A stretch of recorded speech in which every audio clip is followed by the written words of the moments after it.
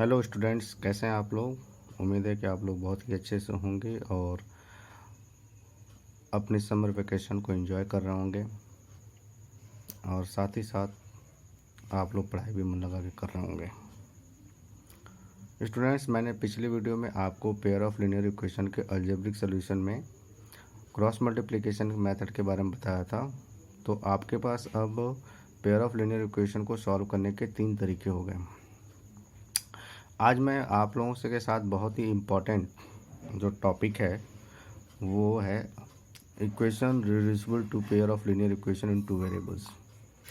कि हम कुछ इक्वेशंस ऐसे होते हैं जिनको कि जो कि डायरेक्ट स्टैंडर्ड फॉर्म में नहीं होते पेयर ऑफ लीनियर इक्वेशन की, तो हम पहले उनको स्टैंडर्ड फॉर्म में चेंज करते हैं और उसके बाद सॉल्व करते हैं। अब इसमें बहुत सारे के इक्वेशन ऐसे हो सकते हैं, उनकी बहुत सारी टाइप्स हो सकते हैं, उनकी बहुत सारी वैरायटी हो सकती हैं जिनको कि हमें पहले लीनियर इक्वेशन की स्टैंडर्ड फॉर्म में चेंज करना होगा और उसके बाद कोई भी मेथड अप्लाई करके आप उसको सॉल्व कर सकते हैं। जैसे मैं यहाँ पर कुछ आपके एनसीईआरटी बुक्स में जितने टाइप्स के क्वेश्चन आ सकते हैं उनको समझने की हम लोग समझने की कोशिश करेंगे कि किस किस टाइप के इक्वेशन हो सकते हैं जिनको कि हम रिड्यूस करके स्टैंडर्ड फॉर्म में और उसको सॉल्व कर सकें। जैसे मैंने बहुत सिंपल सा एक लिया है कि अगर मान लीजिए कि आपके पास कोई इक्वेशन इस तरीके का है 1/a1x plus 1/b1y equal to c1 and upon दूसरा इक्वेशन हो 1/a2x and plus 1/b2y and equal to क्या हो c2।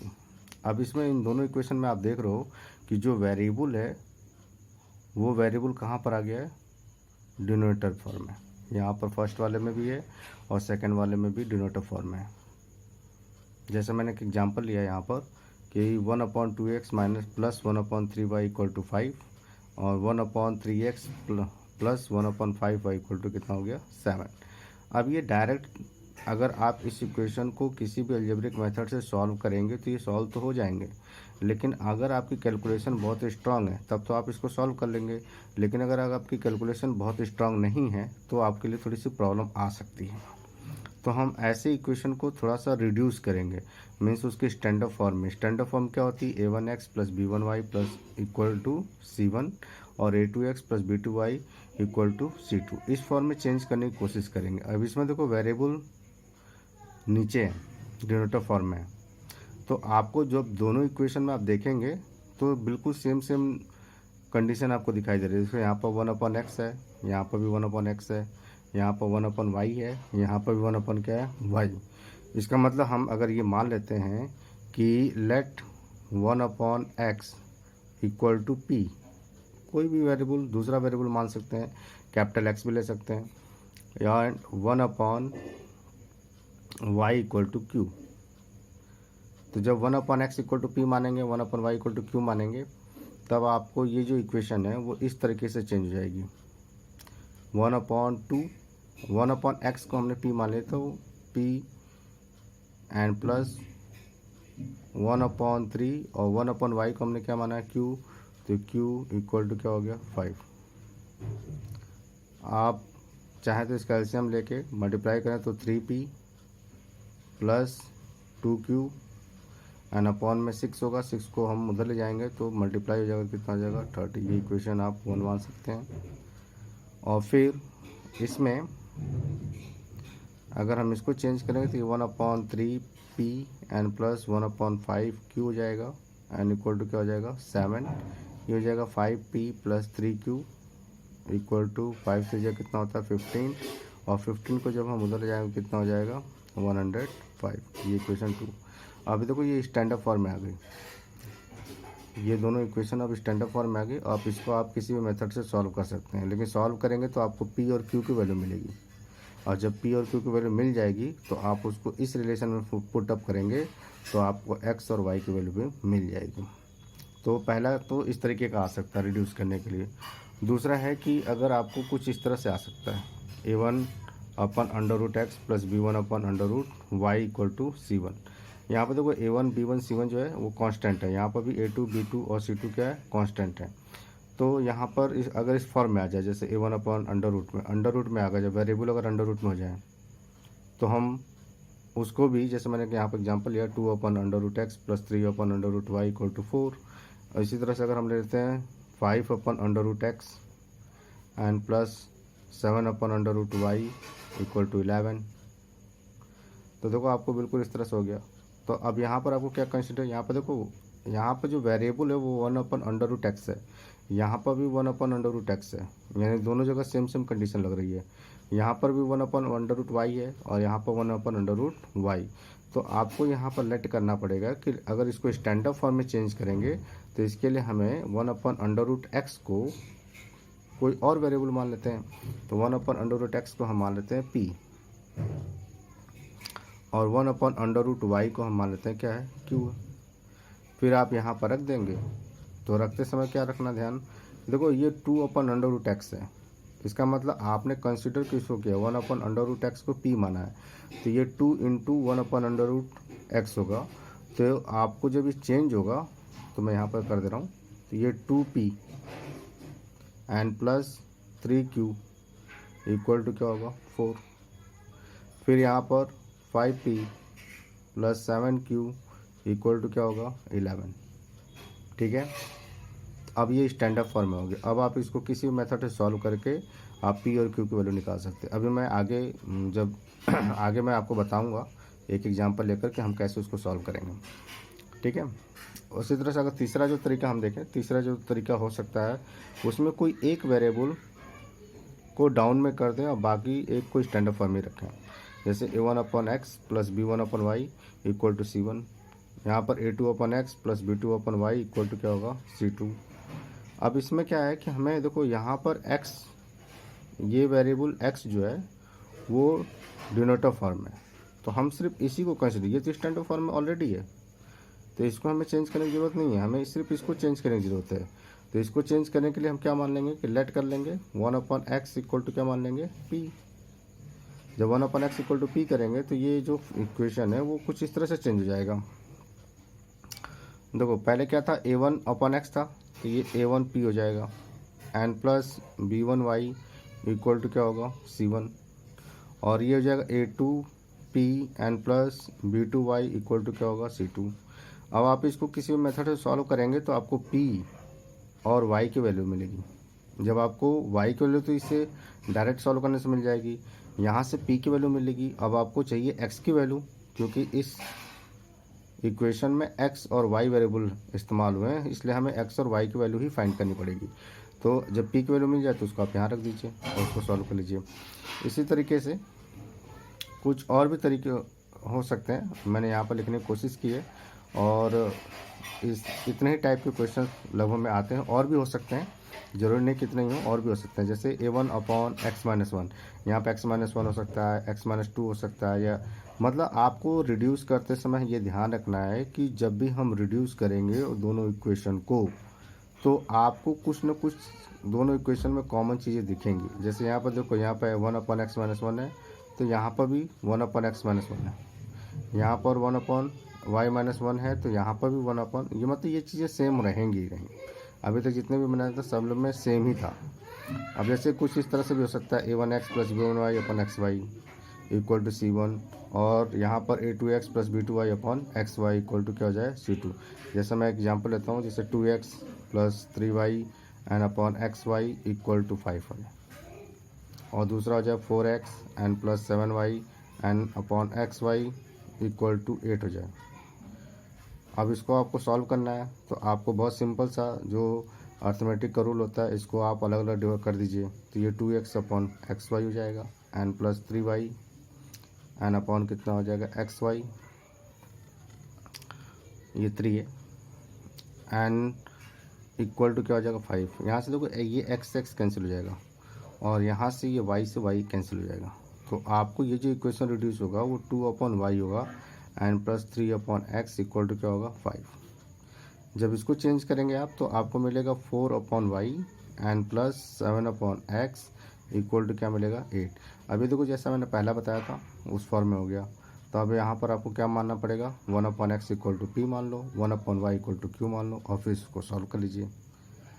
उसी तरह से कुछ इस तरह से भी हो सकता है कि जैसे P upon A1x plus B1y and Q upon A2x plus B2y equal to C1, और यहाँ पर R upon A1x plus B1y and S upon this. जैसे मान लीजिए कि मैंने यहाँ पर लिखा 7 upon 2x minus y and plus 8 upon 3x minus 2y equal to 9। यहाँ पर मान लीजिए 8 अपॉन, अब देखिए ये चीज़ सेम रहेगा, 2x minus Y and plus 11 अपॉन 3x minus 2y equal to 30। ठीक है, तो अब आपको यहाँ पर देखो 2x माइनस वाई, यहाँ पर भी 2x माइनस वाई है, यहाँ पर 3x माइनस वाई, यहाँ पर 3x माइनस 2y है, 3x माइनस 2y है, और यहाँ पर भी 3x minus 2y equal to कितना है 13। तो यहाँ पर जो हमें कंसीडर करना पड़ेगा वो ये मानना पड़ेगा कि 1 upon 2x minus Y equal to P और 1 upon 3x minus 2y equal to Q, और फिर उसको रिड्यूस करके सॉल्व करना पड़ेगा। तो जब आप इसको सॉल्व करेंगे तो आपको यहाँ से P और Q की वैल्यू मिलेगी, और फिर इसको इसमें रख के सॉल्व करेंगे तो आपको x और y की वैल्यू मिलेगी। तो आपको घबराना नहीं है, आपको बहुत ही आसानी से ये समझना है कि हम कैसे किसी भी पेयर ऑफ लीनियर इक्वेशन को पहले स्टैंडर्ड फॉर्म में कन्वर्ट करें, और कन्वर्ट करने के बाद उसको हम सॉल्व करेंगे। जैसे मैं यहाँ पर एक एग्जांपल के थ्रू आपको समझाने की कोशिश कर रहा हूँ। जैसे मान लीजिए कि हमारे पास ये इक्वेशन है 2 upon under root X and plus 3 upon under root Y equal to कितना है 2, और यहाँ पर है 4 upon under root X minus 9 upon under root Y equal to कितना है -1। इसको मैंने इक्वेशन 1 माना, इसको इक्वेशन 2।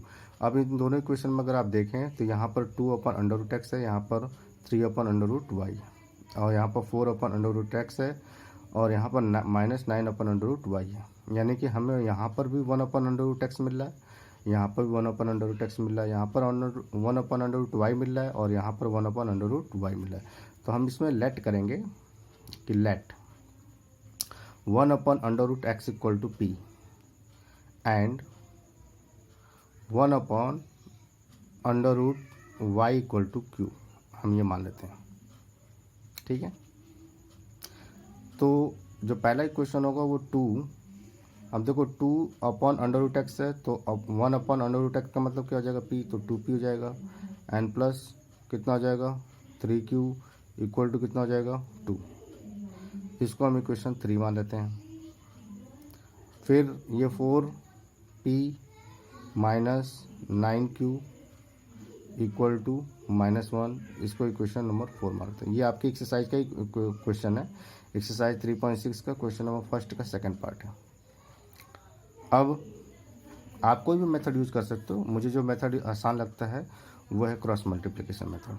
तो यहाँ पर हम लिखेंगे 2p प्लस 3q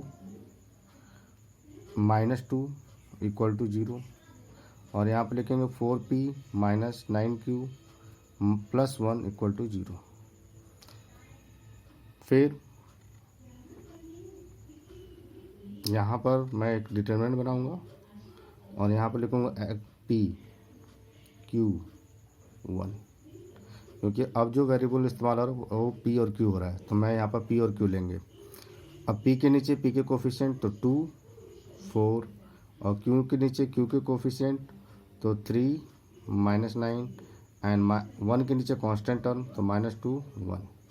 आप लिखिए p एन अपॉन, देखो जब p अपॉन करेंगे तो ये वाला कॉलम छोड़ देंगे और ये वाला रो छोड़ देंगे, तो आपके पास जो बचेगा वो कुछ इस तरह से बचेगा 3 -2 -9 1 इक्वल टू q अपॉन। अब देखो q के नीचे जब करेंगे तो ये q वाला कॉलम छोड़ देंगे और रो छोड़ देंगे, तो जो बचेगा वो बचेगा 2 -2 4 1, फिर इक्वल टू 1 अपॉन 1 के नीचे कॉलम को छोड़ेंगे और रो को छोड़ेंगे, तो जो बचेगा वो 2 3 एंड 4 -9, देन p अपॉन। अब यहाँ पर पहले हम ऊपर से नीचे मल्टीप्लाई करेंगे, मीन्स 3 को मल्टीप्लाई करेंगे 1 से तो 3 माइनस, ये माइनस साइन तो बीच में रहेगा ही रहेगा। अब देखो 3 माइनस माइनस, यहाँ पे तो माइनस से माइनस को मल्टीप्लाई करें तो क्या हो जाएगा प्लस, एंड 9 टू जा कितना होगा 18, तो यहाँ पर लिखेंगे plus 18 equal to Q upon, पहले मैंने ऊपर से नीचे मल्टीप्लाई किया था, यहाँ पर दूसरे वाले में नीचे से ऊपर मल्टीप्लाई करेंगे, मीन्स 4 को पहले -2 से मल्टीप्लाई करेंगे तो -8 माइनस, एंड 2 को 1 से मल्टीप्लाई करेंगे तो 2, फिर इक्वल टू 1 अपॉन, देखो अभी पहले यहाँ पर नीचे से ऊपर मल्टीप्लाई किया था, फिर ऊपर से नीचे मल्टीप्लाई करेंगे तो यहाँ पर क्या हो जाएगा 2 अपॉन 2 इंटू -9 मीन्स -18 -12। उम्मीद है आपको यहाँ तक समझ में आया होगा। तो p अपॉन, देखो ये 3 -18 हो जाएगा, और q अपॉन -8 -2 एंड 1 अपॉन -18 -12। फिर आप इसको लिखेंगे p अपॉन 3 -18 करेंगे तो कितना आएगा -15 आएगा, एंड q अपॉन -10 आएगा, एंड 1 अपॉन -30 आएगा। फिर आप इसको और इसको इक्वल कर दीजिए, तो p upon -15 equal to 1 upon -30, देखो -15 का p को डिवाइड किया गया तो p इक्वल टू हो जाएगा 1 अपॉन -30 इंटू माइनस कितना हो जाएगा 15। अब ये 15 1 जा 15 2 जा and plus minus sorry minus divided by minus plus हो जाएगा, तो p की वैल्यू जाएगी 1/2। उसी तरह से जब q upon -10 equal to 1 upon -30 करेंगे तो आपको मिलेगा q इक्वल टू -10 अपॉन -30, ये कैंसिल हो जाएगा, और माइनस डिवाइडेड बाय माइनस कितना आएगा प्लस, एंड 1/3। तो देखो आपको p की जो वैल्यू मिली है वो 1/2 मिली है, और q की वैल्यू मिली है 1/3, लेकिन आपको ये इक्वेशन अभी सॉल्व नहीं हुआ क्योंकि आपको p और q की वैल्यू मिली है, और लेकिन जो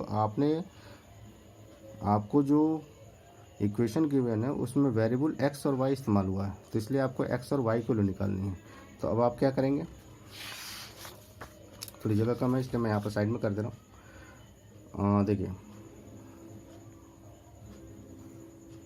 आपने माना था कि 1/√x इक्वल टू क्या माना था p, तो यहाँ पर हम लिखेंगे 1/√x इक्वल टू p की वैल्यू आपको पता है 1 कितना है 2, क्रॉस मल्टीप्लाई करेंगे तो √x इक्वल टू कितना मिलेगा 2। अभी आपको √x की वैल्यू मिली, x की वैल्यू नहीं मिली, आपको x और y की वैल्यू निकालनी है। तो अंडर हटाने के लिए, ये अंडर है, अंडर हटाने के लिए अगर हम दोनों तरफ का स्क्वायर करें तो अंडर हट जाएगा, तो एक्स स्क्वायरिंग बोथ साइड लिखेंगे, और यहाँ पर इसका स्क्वायर करेंगे तो इसका स्क्वायर करेंगे तो क्या है, मैं यहाँ पर लिख दे रहा हूँ √x का स्क्वायर हो जाएगा इक्वल टू 2 का स्क्वायर हो जाएगा। √x का स्क्वायर करें तो x बचेगा, और 2 का स्क्वायर करें कितना मिलेगा 4, तो x की वैल्यू कितनी मिल गई 4। उसी तरीके से आपको ने माना है कि 1/√y इक्वल टू क्या माना है q, तो अगर y की वैल्यू रखें तो वहाँ पर हो जाएगा 1/√y इक्वल टू q की वैल्यू है 1/3, क्रॉस मल्टीप्लाई करेंगे तो √y इक्वल टू मिलेगा 3। अब आपको √y की वैल्यू 3 है, आपको y की वैल्यू चाहिए तो स्क्वायर कर देंगे दोनों तरफ का, तो स्क्वायर हट जाएगा, मैं यहाँ पर लिख दे रहा हूँ √y का स्क्वायर हो जाएगा इक्वल टू 3 का स्क्वायर हो जाएगा। y का स्क्वायर करेंगे तो y मिलेगा, √y का स्क्वायर करेंगे तो y मिलेगा, और 3 का स्क्वायर करेंगे क्या मिलेगा 9। तो x की वैल्यू 4 मिलेगी और y की वैल्यू क्या मिलेगी 9। तो इस तरीके से किसी भी इक्वेशन, किसी भी पेयर ऑफ लीनियर इक्वेशन जो स्टैंडर्ड फॉर्म में ना हो उसको हम स्टैंडर्ड फॉर्म में रिड्यूस करके उसका सॉल्यूशन फाइंड आउट कर सकते हैं। मैं यहाँ पर आपको इसकी पिक एक बार दिखा दे रहा हूँ, आप इसको अच्छे से समझ के और सॉल्व करने की कोशिश करिएगा। कोई कठिन काम नहीं है, बहुत ही इत्मीनान से आपको अच्छे से सारे मेथड पता है, आपकी कैलकुलेशन स्ट्रांग है, तो आप बहुत ही आसानी से कर लेंगे। मैथ को देखकर बिल्कुल घबराने की ज़रूरत नहीं है, आप अपने कॉन्फिडेंस को बूस्ट रखिए, अपने बेसिक्स पर ध्यान रखिए, कंसंट्रेट करिए और आराम से चीज़ों को सॉल्व करने की कोशिश करिए। पैनिक बिल्कुल नहीं होना है। जैसे ही आप मैथ के क्वेश्चन को देखकर सरेंडर करेंगे आपको मैथ हार्ड लगने लगेगी। अगर आप आसानी से उसको सॉल्व करने की कोशिश करेंगे, अभी बेसिक कॉन्सेप्ट का ध्यान रखें, तो मैथ बहुत आसान लगेगी। उम्मीद है कि आपको जो मैंने अभी तक बताया समझ में आ गया होगा। अगर समझ में आ गया तो आप अपने कमेंट बॉक्स में मुझे कमेंट करके ज़रूर बताएं। अगर कोई प्रॉब्लम हो तो कमेंट बॉक्स में भी कमेंट करके बताएं। अगर आपको मेरी वीडियो पसंद आई हो तो इसको लाइक, शेयर और सब्सक्राइब जरूर कर दें। Thank you.